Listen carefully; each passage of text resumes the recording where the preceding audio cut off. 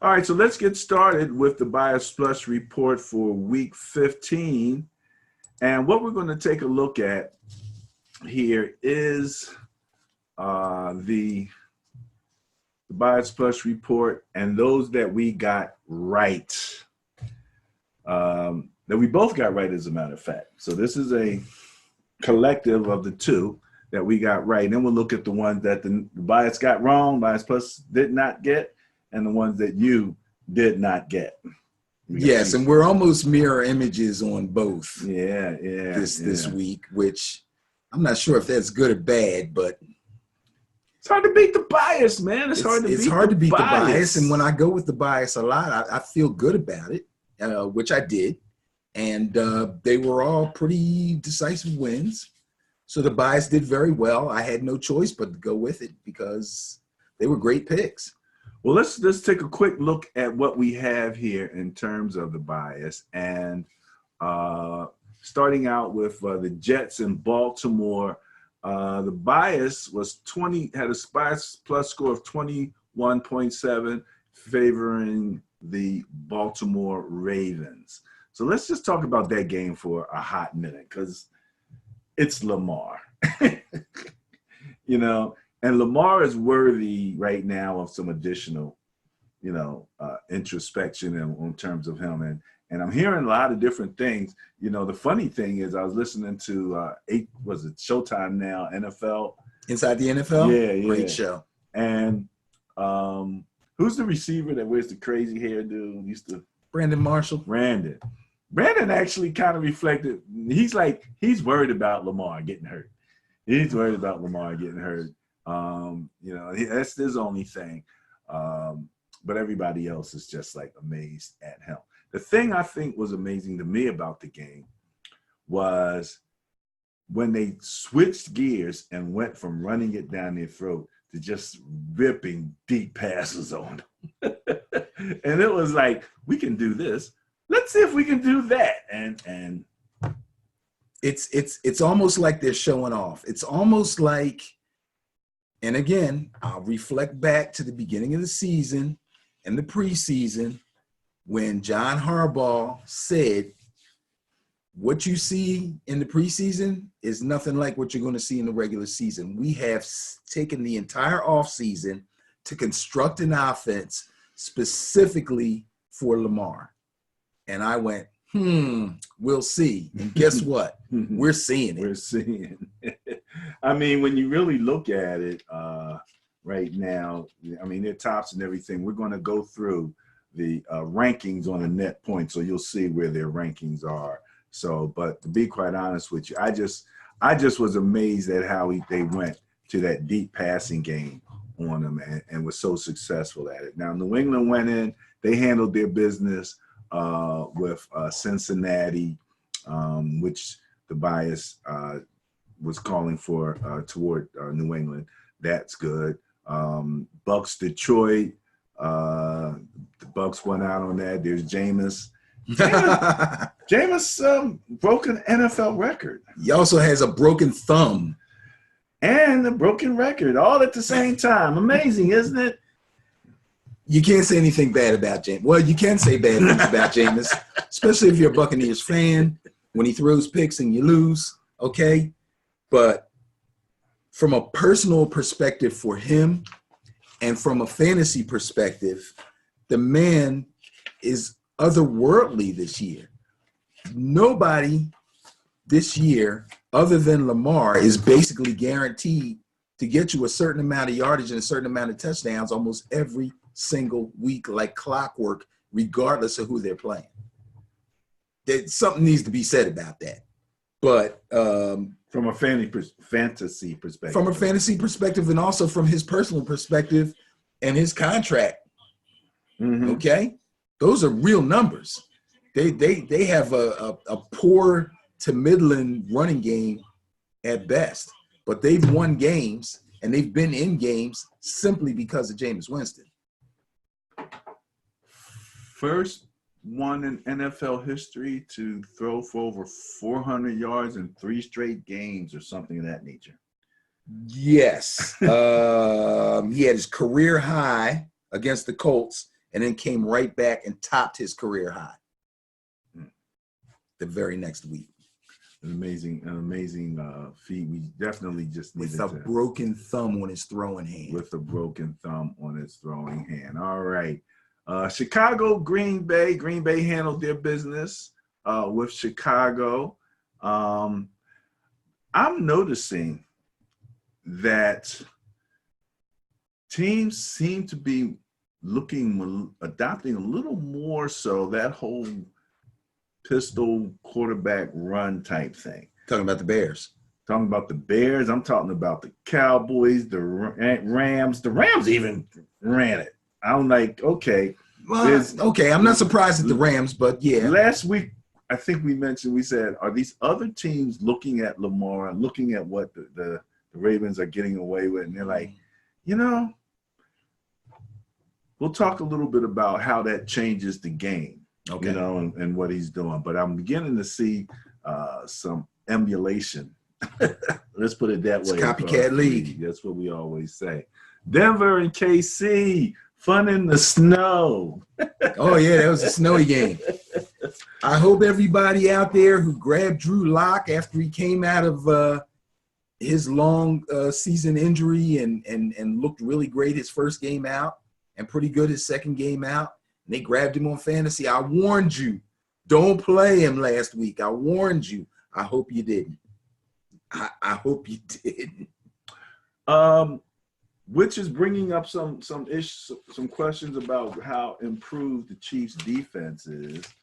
Yes. We understand, Drew Lock is a rookie, and so he's going to have a little success generally, and then once they get some film on him, then things start to change. Right. So we had a combination of both. We had a combination of a pretty fast fly-around defense that's probably strongest on their front 4/front 7. I don't know. They got Tyrone Matthews backing up stuff now, man. Well, I'll tell you this. Honey Badger's back. There's been games when he's been kind of quiet, and there's been games where he has really been a playmaker, and that was one of his playmaker games. You know what else I thought was a little weird? Kansas City came out, was it early in the pregame, and was having snowball fights, sliding around in the snow. They looked as if they were enjoying the snow, and I kept thinking, wait a minute. Another team is Denver. If any team should be like enjoying the snow, I would think it's Denver, Yeah. But they drew, We're looking at a team that's really loose and really confident. That's what it is. It's a team that's really loose and really confident, really feeling good about themselves, and they really felt good about that game, and there was no pressure for them. Miami and your New York Giants. Giants won out. I'm so happy. It was a really good win. It was a pretty decisive win. They put points on the board. Saquon, who I was a little worried about, looked pretty good. Eli looked pretty good. Drew Slayton is going to be a star in this league. He is ascending to be the #1 receiver on the Giants. I saw a lot of good things. I was really happy. We won't talk about the guy that they got rid of yet. I think that'll come in our commentary section. Yeah. The Jackrabbit. I did send you a text on that. Yes. And so I did definitely put that in there. Okay. Buffalo, Pittsburgh. What a game. I love the Buffalo Bills. I haven't really called them my sleeper team, but I've been talking about them since the beginning of the season. So like you've been saying, the Seahawks are your sleeper team. That's my sleeper team, and I've been watching them week after week, watching that defense. It's really sturdy, and as well as the Pittsburgh defense has been playing, they got outplayed. The Bills' defense was better, and the Bills were able to muster enough points to get the win. And again, good game. I'm seeing a new future in what's going to be the prototype quarterback. Yes. Yeah, and it's a movement away from the statues. Yes. As I'm seeing it for sure. And so they have that up in Buffalo, and it makes it difficult, makes it hard on the defense. All right, Eagles, Washington, the team that needs to change their name. Eagles were favorite. They came out on top. You got anything on that in particular? If I remember correctly, I think my quote on that game was the Eagles. I'm going to pick the Eagles to win because it's a game that they're supposed to win. They came out and struggled again, but they pulled it out in the fourth quarter. Boy, I don't know what to say about Washington. Like, they just gave somebody else a little tough time there, but it surely isn't because of it. Well, first of all, Adrian Peterson, hats off to AD again, sealing up those Hall of Fame votes. You know, I really don't have anything good to say about Washington except for the fact that they saw a game that they thought maybe they could win because of some of the injuries and the deficiencies going on with the Eagles. But Eagles pulled it out. Good job. And again, division games a lot of times just close. Yeah, you got a little added incentive. Some things going on, some inside knowledge on, from playing them so much. But did you see that last touchdown that Wentz threw, where he threw that little thing in the corner and the guy went up and caught it, like just threw it up high? They came. Which one was that? The last touchdown. Threw up to Ertz. I don't think it was Ertz. Goddard. I'm sorry. One hand pulled it in. Yeah. That was Goddard. They came like out of the huddle and like ran up to the. Okay. Did you see that? Yeah. I love stuff like that. I mean, that's sort of kind of like the Patriots hurry up. Yeah. They kind of all of a sudden do it. The thing is, if you're going to do that, unlike Chip Kelly, who wanted to run like that the entire game, play after play, yeah. You pick your spots, right, just to keep the defense off. Absolutely, it works. And it works. It works. I do it all the time in Madden. You come out and, next thing you know, somebody's out of position. Yeah. And you got that favorable matchup, and because he just tossed it up there. I mean, he obviously had a favorable matchup because he put it up high where his man could get it, the other guy couldn't. It was a great pass, so I got to give it to him. The thing about that's funny is I'm hearing the commentators, they're trying to say that he's clutch. Wentz is clutch because he's pulling these games out in the last second. I'm like, you're clutch isn't the word comes to my mind. Not because you beat the Washington team that needs to change their name. It's it's you outlasted them. That's what happened. You outlasted them. Yeah, clutch. I didn't see it as being a clutch scenario, but he got what he did. What he that pass he threw to Miles Sanders was muddy in the corner of the end zone. Right, a dart that went past two other receivers before it got to him. Holy! I thought it was picked. Yeah, I know. Yeah, it looked like I didn't even see him until he first of all, you got to give and Miles Sanders credit for positioning himself like that. Yes, because if I remember correctly, Wentz had to scramble on that. Yeah, and I'm thinking, okay, he's going to throw it out of bounds. He's going to get rid of it, and then I'm like, oh wait, and the mobility factor again. Yeah, it's just amazing. We're keeping an eye on that. Okay. Yeah. Seattle, Carolina. Seattle went on there and did the thing to them. Yeah, Carolina just is. They're about to go into rebuilding mode, so they'll be selecting a quarterback early in the draft. I believe they're going to trade Cam. The other guy is not the answer. Basically, it's Christian McCaffrey, and they got a couple of young receivers still. Samuels and DJ Moore are pretty good. Greg Olson's getting old, had a couple concussions. They really got to revamp their defense. Oh, my goodness, they can't stop a soul. And you can run on them at will. Chris Carson had a field day. Yeah, Carolina's in bad shape. Yeah, that's not a good matchup against a team that can run the ball. That really runs the ball well and really wants to run the ball. And then again, you got that mobile quarterback. You don't know. And I'm watching them now. After they hand the ball off, they are executing the fake. You have to do that. You know what I mean? That's imperative if you want to run that offense. Yeah. I mean, they're executing the fake. So when they give that ball, they're still whipping around to the side they maybe have it or something like that. And they're looking for influences, tendencies. And you've seen the guys on the sidelines with the little tablet. And you also see the guys on the sidelines flipping the pages. They have pictures of that's what they're looking for. Did he turn his head when you rolled? Are his eyes on the hole? That's how they decide their next series. Remember, we talked about James Harris' son from the Steelers? Yes. James Harris. You can execute that fake if you want to. Yeah. You're going to get smashed. Yeah, I'm He's just going to gonna send somebody smash at it. But see, most teams don't do that. I know. You know, and that's why it works.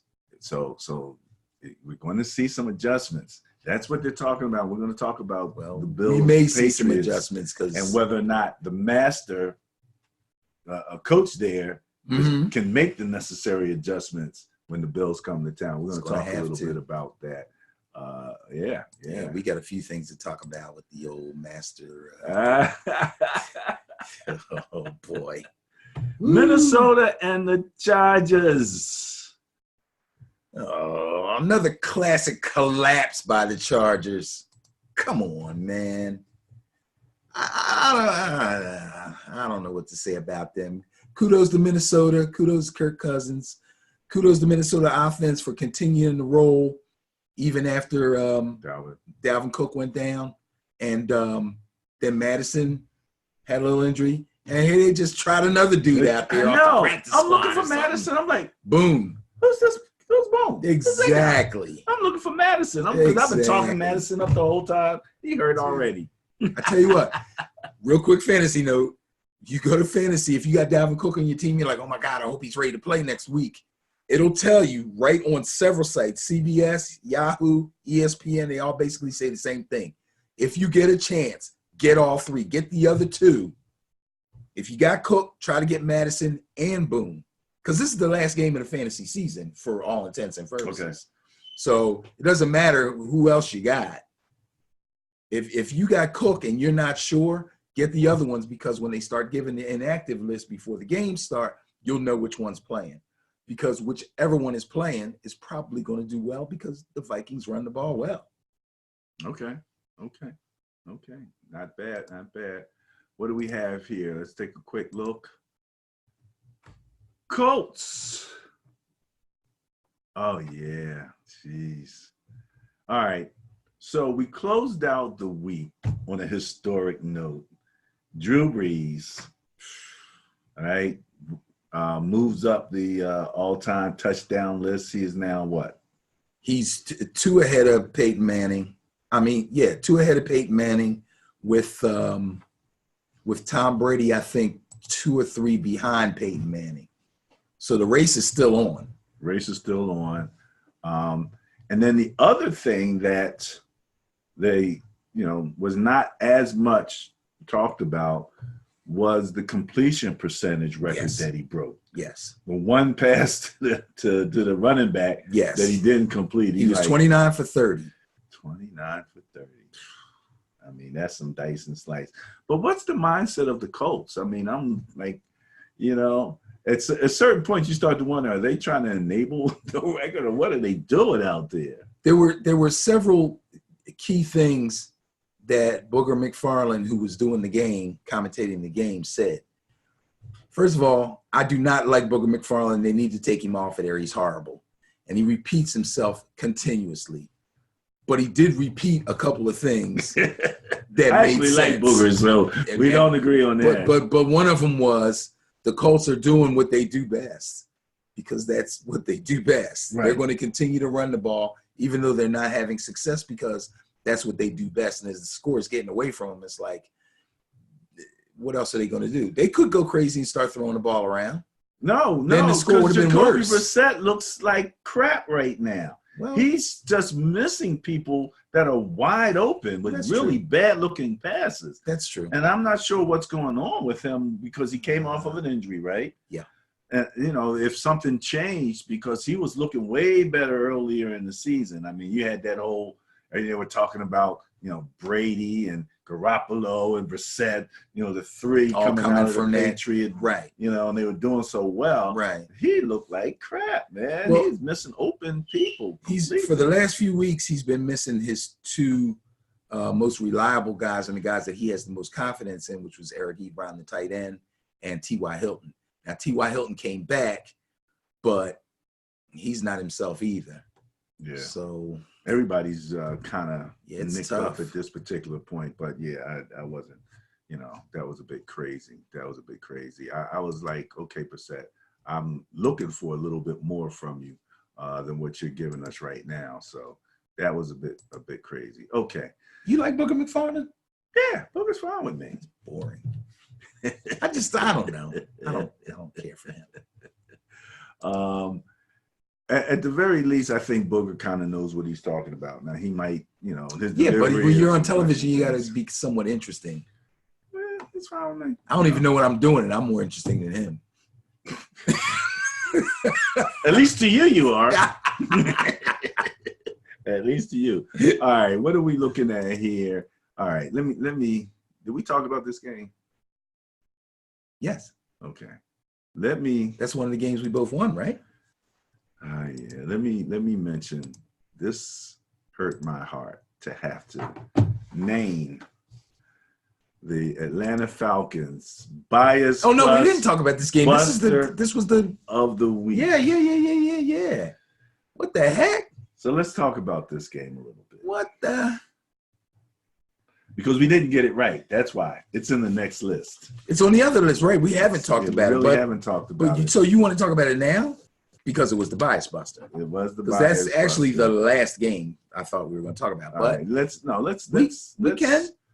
Let's go back to don't prolong. It hurts so bad. It just hurts. It's not that much to talk about for real. Now maybe you have a lot. I don't. I'm going to just talk about a little bit more. Again, that is my squad. So let's. All right. Before we get to that, you can see it in the blue down there. Let's go through the green.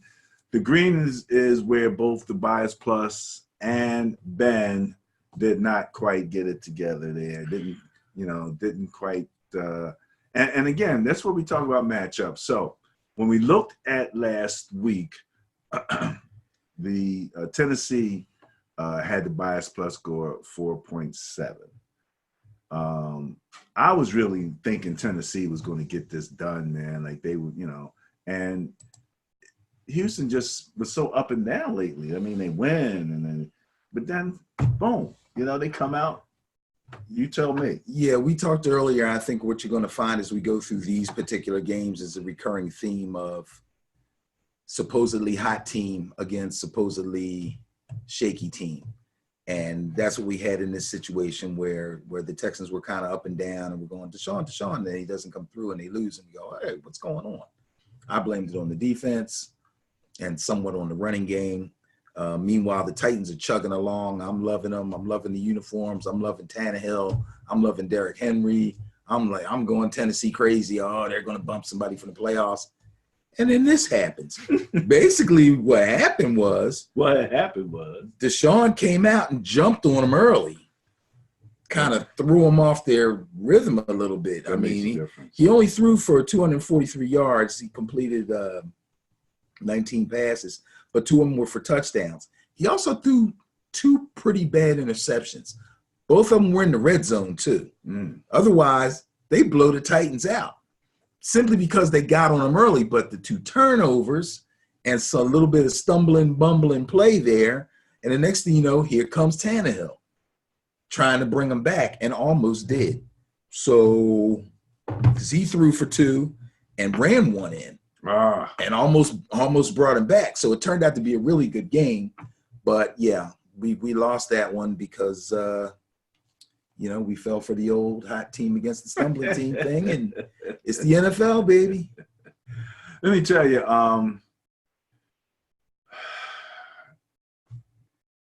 those 2 teams are 2 teams that I always kind of look at like they're kind of close. So I think that they're close. So it could go either way, but I really wasn't looking at that. All right, Jacksonville, Oakland.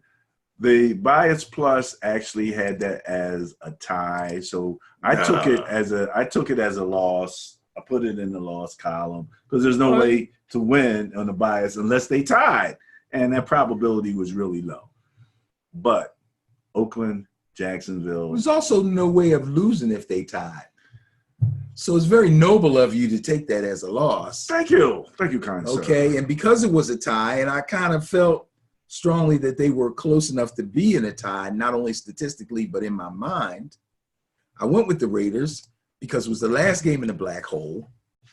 They were playing relatively well. Jacobs was back from his injury, although he didn't look quite the same. And yeah, somehow Minshew had just enough magic left to pull it out. Ruined the finale in the black hole, didn't he? Yeah. Wow. They came from behind to win that too, by the way. Raiders had a shot. Yeah, we're going to talk about the Raiders in terms of their rankings and things of that nature. Cleveland, Arizona. Cleveland, what are you doing? You're letting the rookie get the best of you. I'm just about done with the Browns, man. I swear. It just when you think it can't get worse, it gets worse. It's like they're looking for stuff to talk about to be controversial. Why would you talk about how your training staff takes care of another player? Players play through injuries all the time. Nobody's making anybody play. This isn't like Any Given Sunday, the movie. Remember that? Yeah. It's not. You can say it's like that, and maybe it is like that. I don't see it as being like that. These guys make too much money. This is crazy. That should not even be an issue to get up on the podium and talk about. But somehow these guys keep shooting themselves in the foot.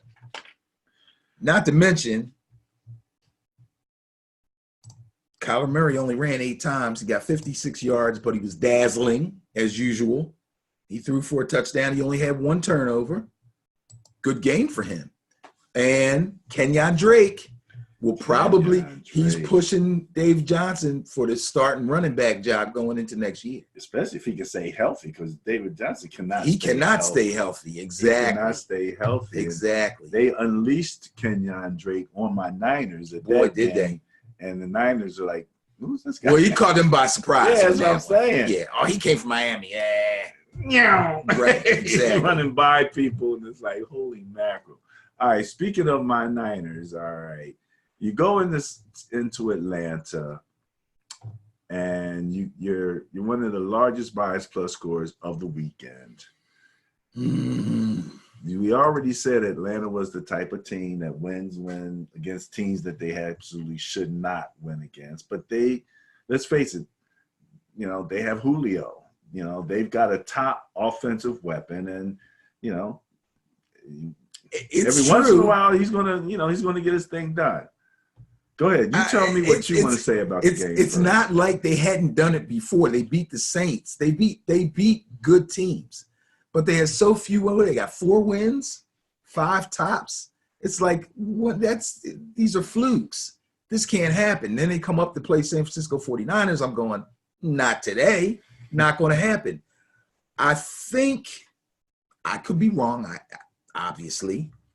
But I believe that the Niners kind of got caught between being the running team that they are and supposedly want to be, as opposed to showing off the passing game that's probably been a little bit better than people expected and may have won them the game. The stats are weird, like Jimmy G was 22 out of 34 for only 200 yards, and he threw for 1 touchdown. Raheem Mostert, who's probably the starting running back at this point, only got 14 carries. So now if he's your bell cow and you're a running team and you run the ball to set up the pass and set up your play action, he's got to get more than 14 carries. It wasn't like they were stopping him. I mean, they put up some resistance, but they weren't stopping him. Then you go change your pace with Breida, but he only carries the ball 4 times. You see what I'm saying? I think they should have either ran more or they should have put a little bit more thought into their passing game and how they were going to attack Atlanta through the air. It didn't look like they were prepared to attack Atlanta through the air. All right. So last week when I played against Atlanta, I told you I won that game Right. by playing bully ball. Okay. Okay. And so I believe we have that capability. I believe it too. But I'm looking out the side of my eye at my coach. Okay. Okay. Because he is the coach that famously lost. Come on, man. Let him go on that. No, those are philosophical things that if you carry them with you, you can put yourself in the same type of situation. So this is but he how really much hasn't though. It reared its ugly listen to head what in you this said. game. Listen to what you said. Right, that's what I'm saying. Okay. It reared its ugly head. It did. I agree with you 100% in everything you said. And I told you, I said, I'm going to tell you the one play that made the difference. Yes. And you said to me, you better have down and distance and to help me out and all of that stuff. Because it's hard to say that you lost a game on one play, but I understand what you're saying. It could have been a turning point play or something like that. So yes, please proceed. All right. So what I did is I went in and I looked at the play-by-play, starting with 5 minutes and 15 seconds okay. left. 5 minutes. Go ahead. Right? Left in the game? In the game. What was the score at the time? Huh? We were up. We were up. Okay. Right? And first play, right? It was 5:15. Short pass to Juszczyk. Okay. Right? 4 yards. Next play, Mostert up the middle for 8 yards. Okay. That's first down. Right? That's a first down. Okay. Now it's 1st and 10 with 3:44 left in the game. Okay. Okay. And you're winning. And I'm saying, I know what I feel you. Run. Man. I feel the ball. I feel you. Run. This is when I'm looking for the running creativity, not the passing creativity. He's got all of that. He likes to do all of that. Okay. Yeah. But this is the time when that you're bleeding clock. Bleeding clock. So with 1st and 10 with 3:44, they throw the ball incomplete, short right to Sanders. The next play, that was from 3:34, kicks off at 3:37. 7 seconds off the clock. Clock stopped on an incomplete pass. If I remember correctly, it was a bad throw too. And you got nothing anyway. Right. Had you run the ball, right, you would have killed 40 seconds if you got no yardage. Unless they called the timeout. Unless they called the timeout. Right, which they were probably going to try to hold on to in case they had to come back. Exactly. I'm with you. And we lose the game on a touchdown with like no time left on the clock. Basically. So you kill that clock, they don't score more than likely. Yeah. And so that's when you run the ball. That's when your philosophy about closing out games has to, So that was their final offensive series. Is that correct? I do believe. And then they punted. Yeah. And then Matt Ryan brought them down the field, used the clock well, got the winning score. And I've seen and I've had that same difficulty against top receivers, even on the game. You had to be real. I mean, let's face it, we're not talking about regular guys here. You know what I mean? Right. So that's why, to me, that was the play, the incomplete pass that lost the game. The one on first down. Right, the one on first down. When you could have killed 40 seconds. Yeah, I'm not throwing the ball in that situation. Right, you don't throw the ball. So that's why I'm saying I got my eye on them, because there's times when you don't throw the ball. What's your philosophy there? Really? You think you're that good that your offense, you can throw the ball? I mean, every once in a while you get away with that stuff. Yeah, but that's not what you lean on. In that game, that wasn't happening either. It's not like Jimmy G was hot and they had things that they knew they could go to, surefire. They didn't. And even when Kittle's and even if you did, you still don't do that. Exactly. And the one that Kittle caught and then fumbled and it went out of bounds. Yeah. What happened to the clock? It stops. Right. Okay. I was surprised when Kittle caught it. He started running laterally rather than turn and power straight toward the first down. Excuse me, the first down. He didn't do that. Yeah. But as far as I was concerned, that's kind of if you are a power run team, then that means you can power run when it's time to power run. Right. You know, I don't care if you go into a goal line offense. You know, if it's 3rd and 1 or 3rd and 2, go into the goal line. Give it to use check up the middle. You got the players. You can go 3 tight ends easily with use check as one of those tight ends. You know, you got Toy Lowy, I always mess his name up.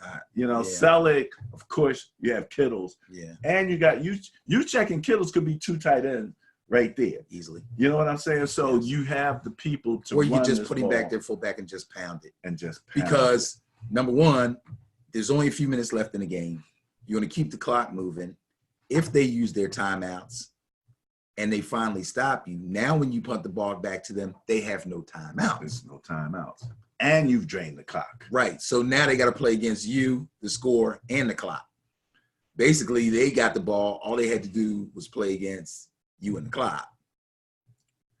Football, which as much can as be managed anything, is a game when you have of time and space. Absolutely.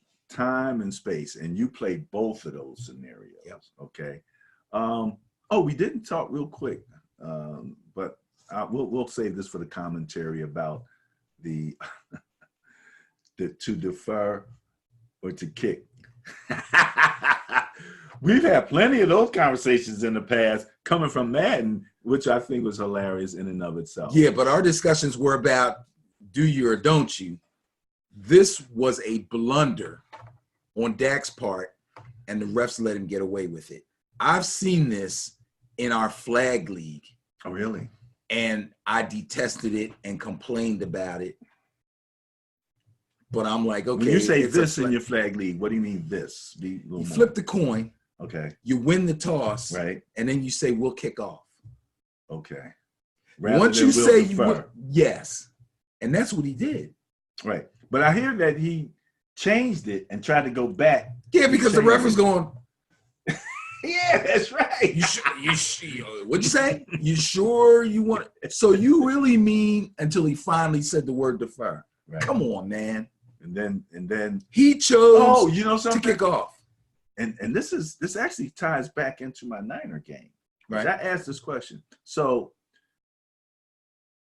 the official powers that be went back and decided to give him the benefit of the doubt as a deferring person. Yes. So that they could get the ball in the second half. Yes. That sucks. And it was like nobody could challenge that. So the officials kind of did that on their own.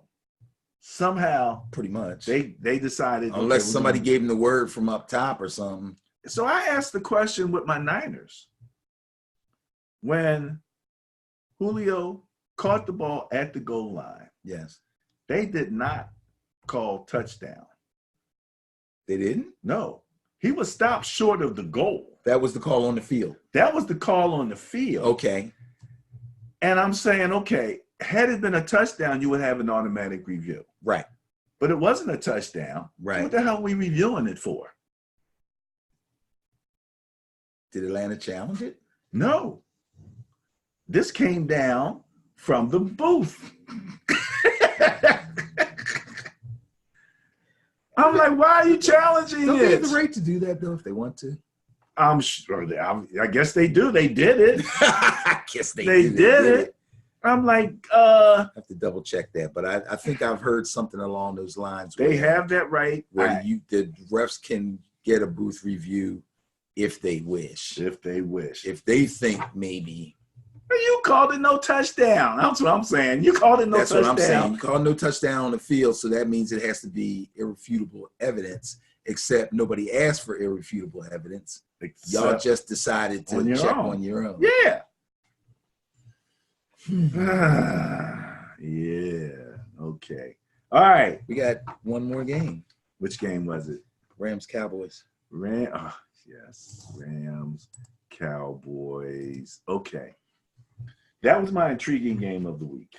That's the one that I wrote the blog on. Again, you can find that blog at Sterling Net Point Power Rankings at Sterling MPPR on Facebook. All right. So you give me what you want on that first, and then we'll finish up. Okay, so again, we have an instance where we have a hot team that looks good from a week or two previous, and another team that seems to be stumbling a little bit, trying to find their way. People are asking questions, what's wrong with them, which would have been the Cowboys. Questioning the coach, and he might lose his job, and Dak Prescott may not get his contract. Now they're talking about they're going to slap him with the tag, the franchise tag, and this, that, and the other. And Jerry Jones is going bananas, and it's crazy. Meanwhile, the Rams look like they found their mojo, and they're cooking. Well, they come into Jerry World. I picked the doggone Rams because, like I said, nobody's afraid to go to Jerry World. Yeah, I kept thinking it's about no big that. deal, and I've been right the last few times I said it, but this time, holy smokes. First of all, Jared Goff was awful. 33 for 51 sucks. 284 basically meaningless yards. Threw for 2 touchdowns. Most of it was garbage time. Underthrowing, overthrowing. With that array of wide receivers that he has, on top of the fact that he can throw the ball to Gurley, he should be ashamed of himself. He stunk it up. Meanwhile, Dak was cool, calm, precise. 15 for 23, only 212 yards, but 2 nice touchdowns. And then they let Zeke do his thing. Broke 100 yards again, scored twice on the ground, caught 3 passes for a nice 43 yards. Without Zeke, these guys are, oh gosh. Well, but you got to use him, Niners. You got to use him. He's your bell cow. You know what bell cow means? Bell cow's the cow in the front, the leader guy. They put the bell around his neck. When he walks, the bell rings and the other cows follow. That's the bell cow, in case people heard me say that they don't know what I'm saying. You got to let him lead. So what I wrote last week, I was taking a look, all right, a couple points that I made, right? I said that the game was intriguing because there was high levels of similarity stat-wise between the two teams. Right? Dynamic offenses. While disparate in very distinct categories, momentum and turnover. Okay. All right. Now, you said the Rams were on a hot streak. Yeah. The Rams had a scoring differential over the 3 weeks prior to that game of 6.7 points per game. That's about a touchdown per game they for the last 3 games they had played. Right. Okay. So that's how hot they were. Okay. And that's what I meant when I said they had momentum. Yes. Going in them, to the point where, although the Cowboys had a bias plus score of 1.6 favoring them, right?